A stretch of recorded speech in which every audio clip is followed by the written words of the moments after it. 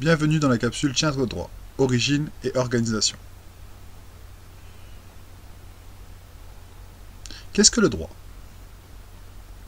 Le droit est l'ensemble des dispositions interprétatives ou directives qui, à un moment et dans un état déterminé, règlent le statut des personnes et des biens ainsi que les rapports entre les personnes.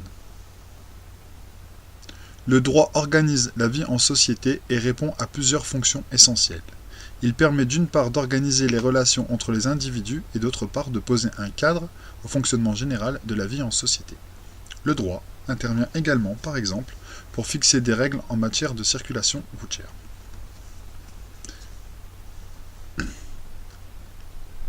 De plus, en raison des mutations de la société, le droit est amené à évoluer. Certaines règles deviennent caduques, obsolètes, et il faut répondre aux besoins de la société en faisant évoluer les règles juridiques et en créant de nouvelles. Le droit français est un système de droit écrit. Le droit objectif et les droits subjectifs. Qu'est-ce que le droit subjectif? Il découle du droit objectif. Les droits subjectifs correspondent à des prérogatives dont les particuliers peuvent se prévaloir liées à une situation bien particulière. Exemple, les bailleurs de droit. Le droit objectif, tant qu'à lui, correspond à l'ensemble des règles de droit qui sont applicables dans un État. Ces règles sont impersonnelles, c'est-à-dire applicables à toutes et tous. Les deux branches principales du droit objectif. Tout d'abord, le droit public. Il concerne les rapports entre les particuliers. Droit civil, droit au travail. Le droit privé, tant qu'à lui, concerne les relations entre les individus et les pouvoirs publics, le droit administratif ou droit pénal. Qu'est-ce que la source de droit? Elle désigne tout ce qui contribue ou a contribué à créer l'ensemble des règles juridiques applicables dans un territoire donné à un moment donné. Dans les pays de droit écrit, les principales sources du droit sont des textes tels que les traités internationaux, les constitutions, les lois et les règlements. Cependant, d'autres sources sont parfois admises selon la matière, telles que la coutume ou us, la jurisprudence, la doctrine des juristes spécialisés, professeurs, avocats ou magistrats.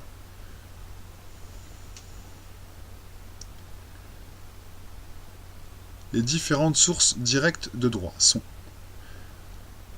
tout d'abord, la Constitution. La Constitution du 4 octobre 1958 définit les différentes institutions composant la France et leurs relations, organise la répartition entre le pouvoir exécutif, législatif et définit les droits et devoirs fondamentaux du citoyen français.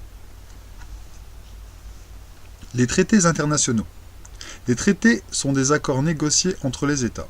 Ils ont pour objet d'harmoniser certaines règles de droit entre les pays, de réglementer ou encore de créer des organismes internationaux. Les traités internationaux sont applicables lorsqu'ils ont été ratifiés par le président de la République, par le Parlement ou par voie de référendum.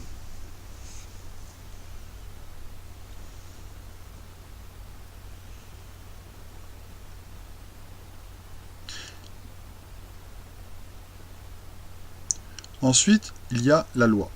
Au sens large, le terme loi englobe tous les textes émanant du pouvoir législatif et réglementaire. Au sens strict, la loi émane du pouvoir législatif conformément à l'article 34 de la Constitution.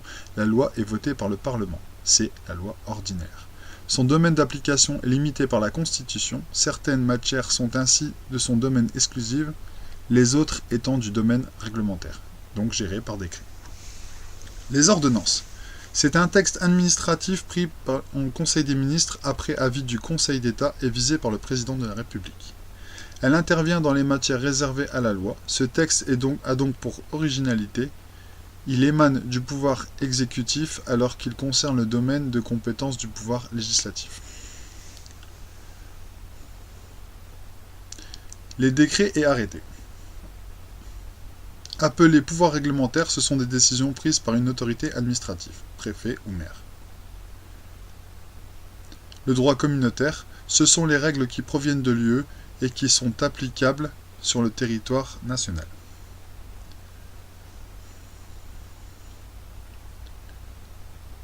Les différentes sources indirectes du droit. La doctrine. Ce sont les opinions émises par des juristes qui concernent l'interprétation d'une loi.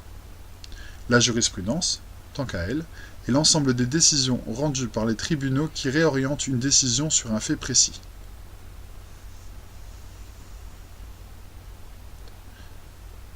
Enfin, la coutume, règles non écrites qui se sont imposées avec le temps.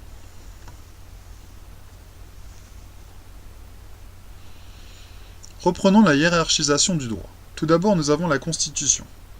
Ensuite, viennent les traités et le droit européen, suivent les lois, ordonnances, règlements autonomes, puis les décrets d'application, arrêtés ministériels, préfectoraux puis municipaux, conventions et accords collectifs, coutumes et usages, et enfin la jurisprudence.